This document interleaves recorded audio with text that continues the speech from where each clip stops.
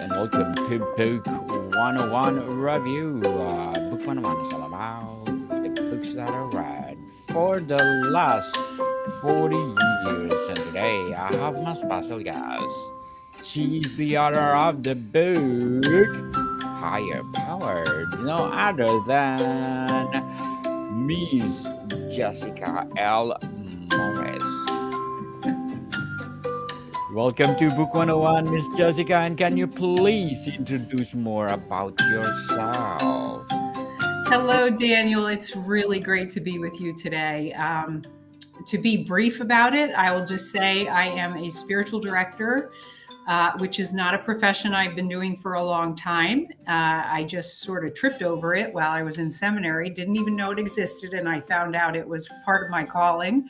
So I'm doing that, and as of November, I'm writing full time. My husband and I had a discussion and decided that the healthcare I was getting from the job I was in at the time was not worth the stress that I was also receiving.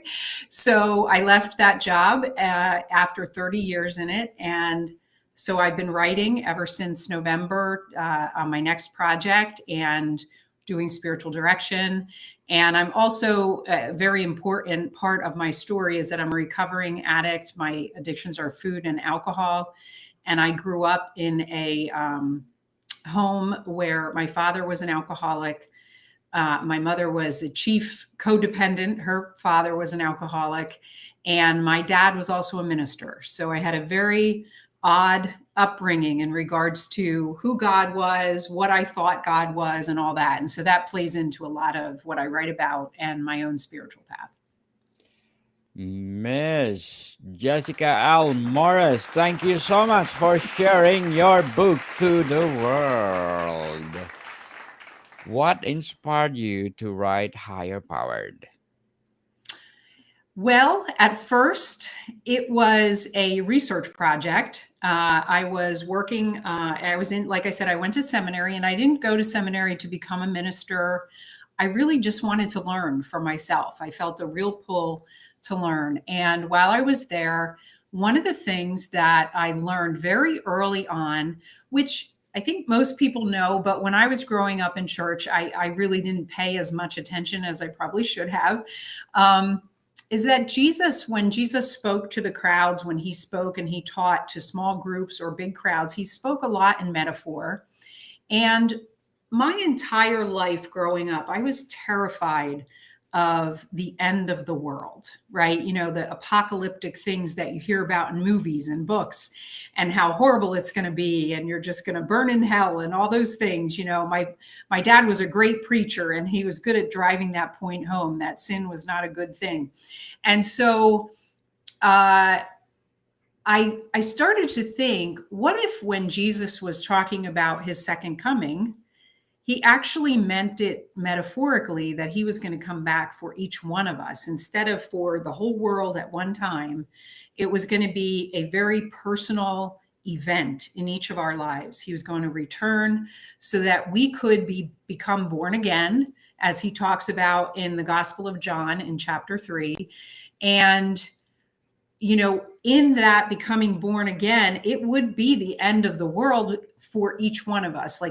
For example, when I went into recovery from my addictions, my life changed completely. And it was an absolute turnaround. I was no longer the person. It took a while. I had to do a lot of work, but I was no longer the person that I was when I went into recovery. And so that idea was planted early on in seminary.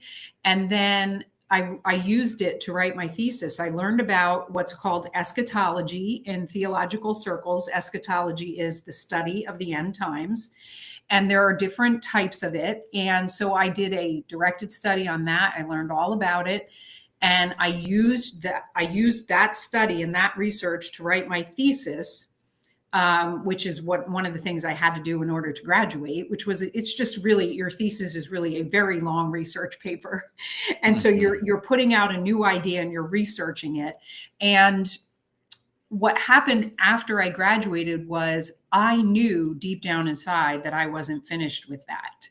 And so that's when I decided, I called my former thesis advisor and I asked him if he would be willing to read the chapters of a book if I were to turn my thesis into a book, because I knew what I needed to do was take it beyond just that academic research and add my story to it, add my own personal death to myself and resurrection in my life following Jesus Christ. And so that's what I did. And I was inspired to do that for two reasons. One, because it was kind of like a therapy for myself. So it was sort of selfish. And then two, because I thought, what if there are other people out there who have this same kind of fear that I lived in for so long about the end of the world? And, you hear a lot of that now, and people are terrified. And so I'm not suggesting that those other forms of eschatology are not real. I'm just suggesting that this is just another way to look at it. So, Miss Jessica, how does this book differ from other spiritual or personal growth memoirs?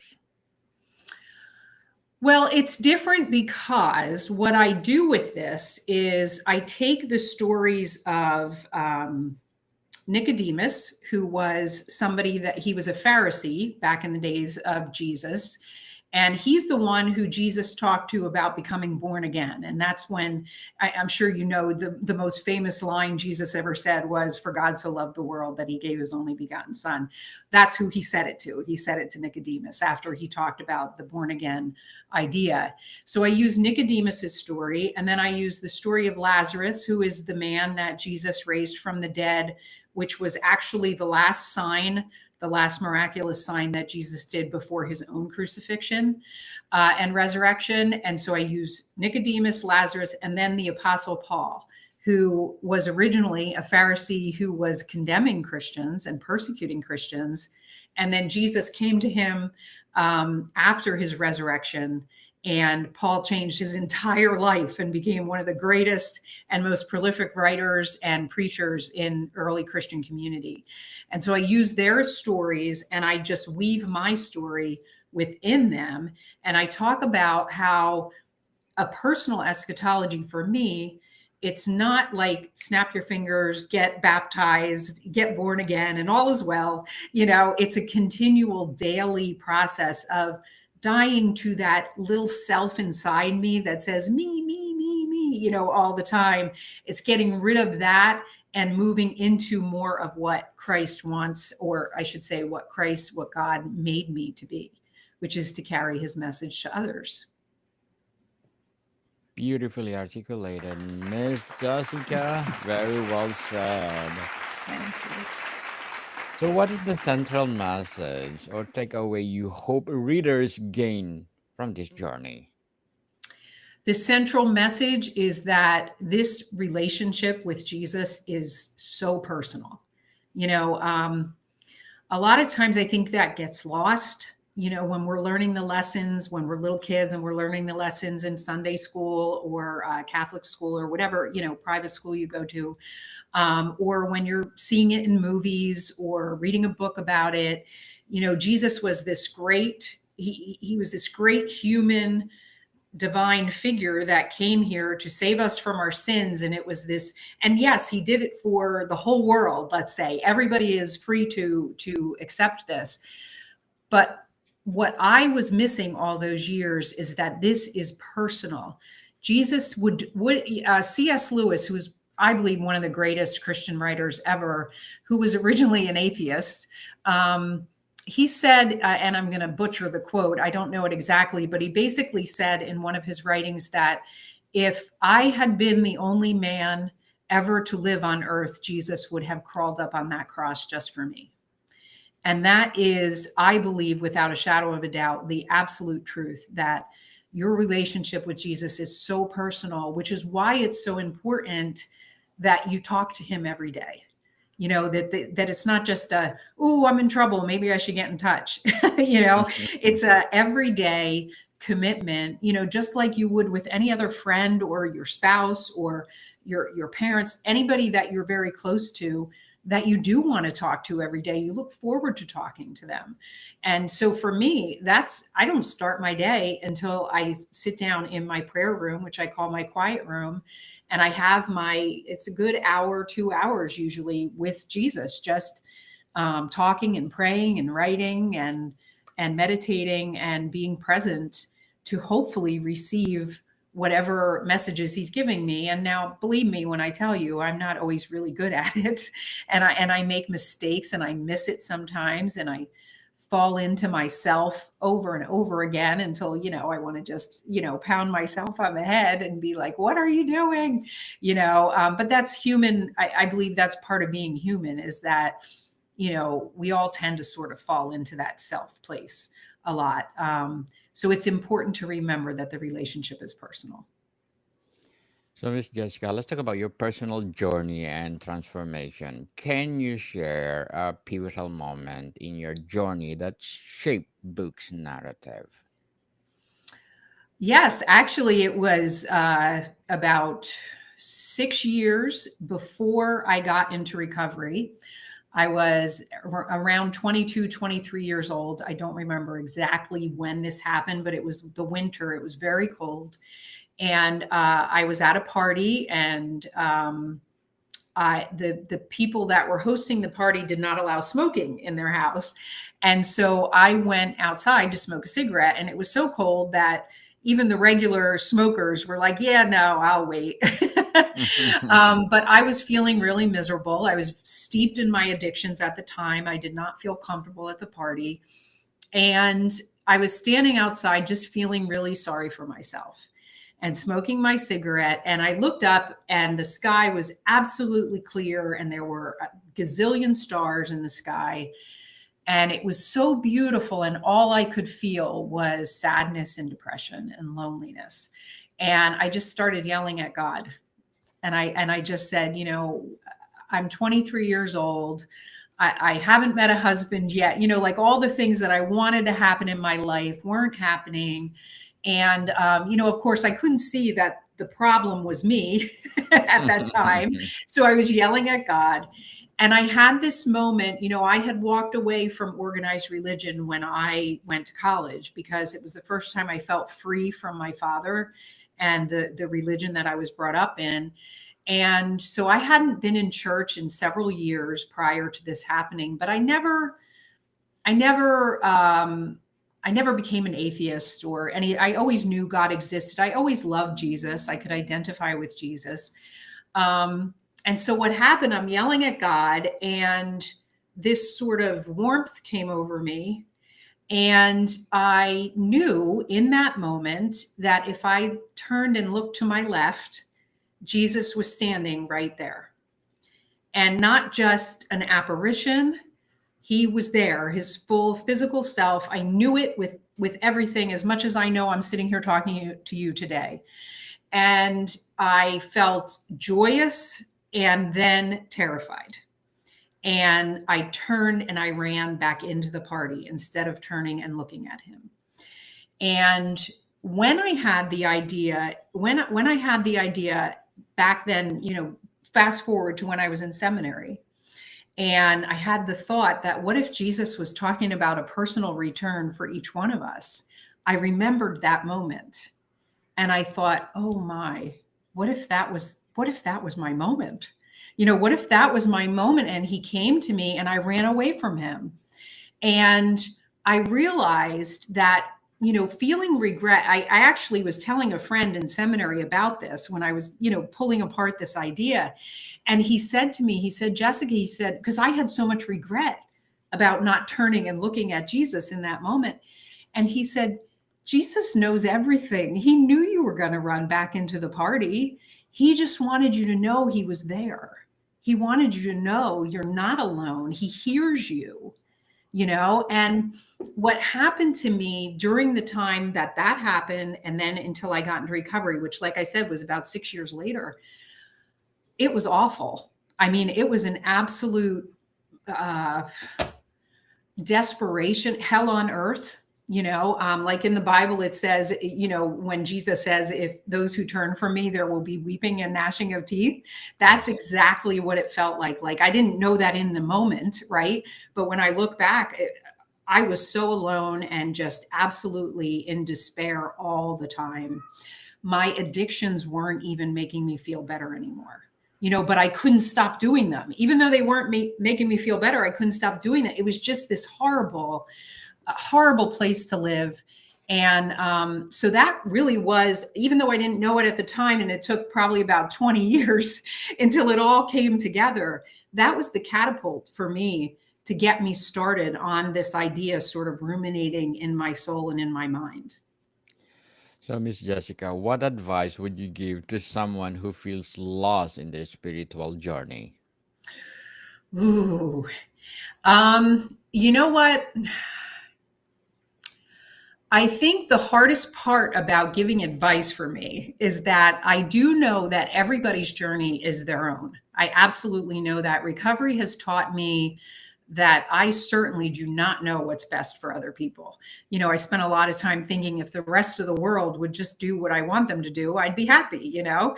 Um, but I guess what I would say is, you know, do the best that you can, even if you don't believe there is a God, even if you don't believe God cares about you. Just say hi every day. Just say, or even just say, help me every day. You know, like just put something out there into the universe. Maybe ask people, you know, look at other people and the people you see that seem peaceful, ask them, how are you so peaceful?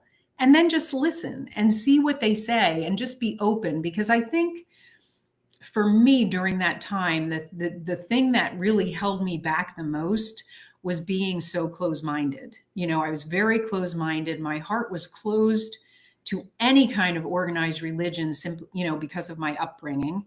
You know, naturally, I was very suspicious of it. And so I closed my mind to anything else, you know, and it really did hold me back for a long time. So I guess I would just say do the best that you can to look for help, ask other people how they got the peace in their lives. Certainly. Thank you for your advice, Miss Jessica. So, what would be your short term and long term goals in writing? Short term, I want to get this next book finished. I'm writing another book right now that is, it's sort of like an interactive experience. I'm writing meditations off of things that Jesus said, and and then I'm having space for meditative prompts and writing prompts for the reader.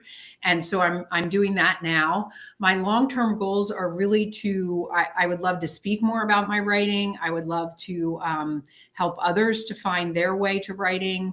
I'm not even really sure what that looks like, but it's basically I'm just going to follow what God puts in front of me. I mean, because so far he's been, you know, offering up some pretty cool stuff, and I'm, you know, just following along. I've written a lot of poetry that I would like to put into some collections, and, you know, we'll see where he takes me. And that's it. You know, I guess my long-term goal is to continue trusting that whatever God has in store for me is going to be exactly what I need to fill up my soul.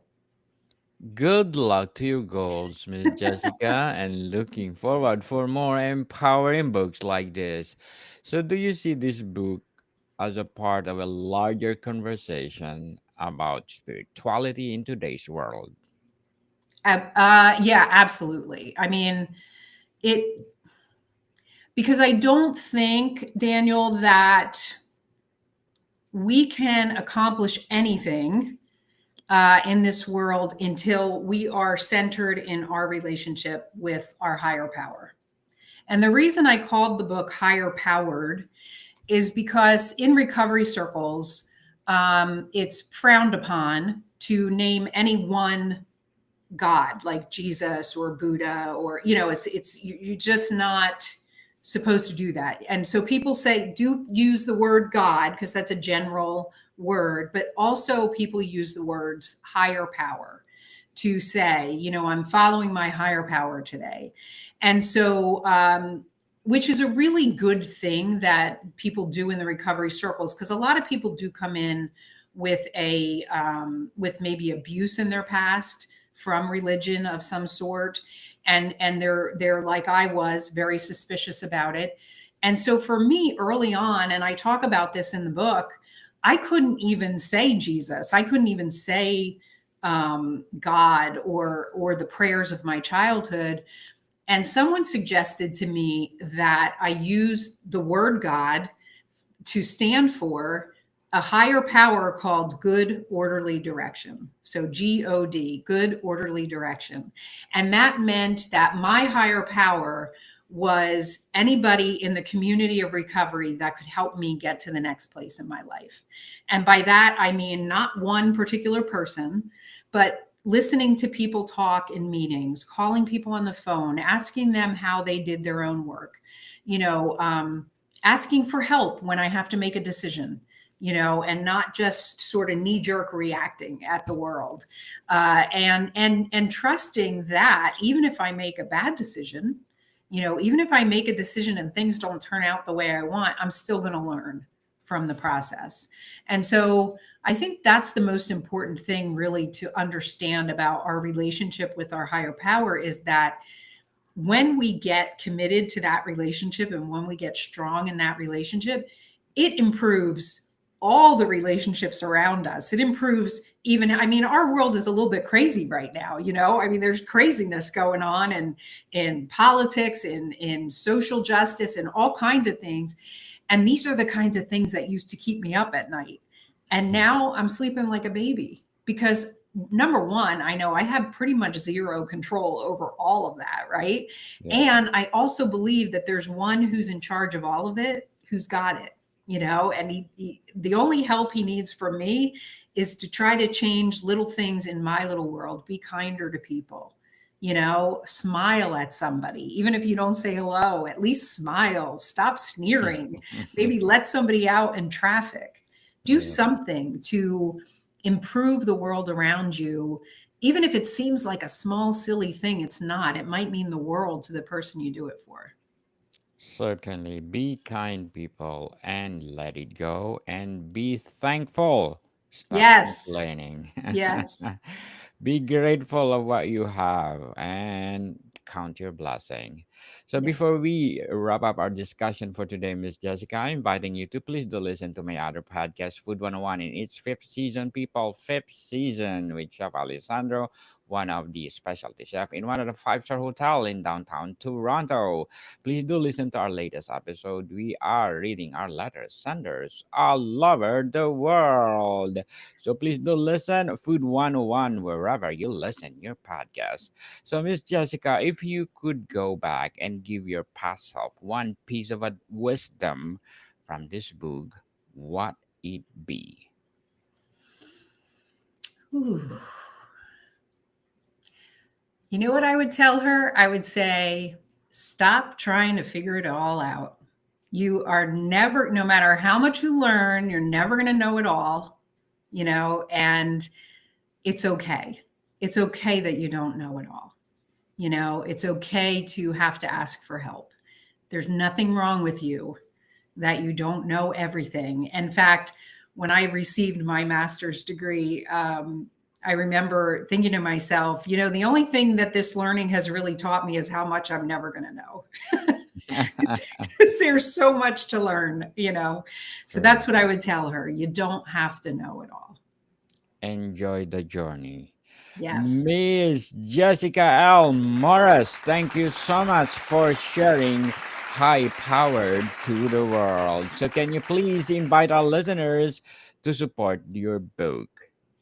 Yes, I actually, this is my second book. I have another book. They're both on Amazon, and you can find everything through my website, which is jessicalmorris.com. My books are there, information about spiritual direction. If you're interested, that's also there. And some of my own writing, my poetry, I put on a blog pretty regularly. So feel free to check that out.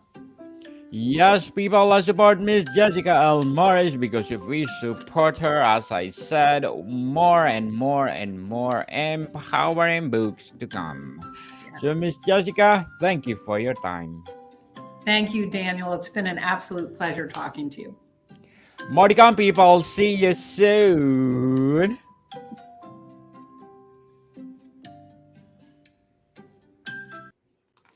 So, Miss Jessica, if you want to come back and let's talk about your other book, please do so.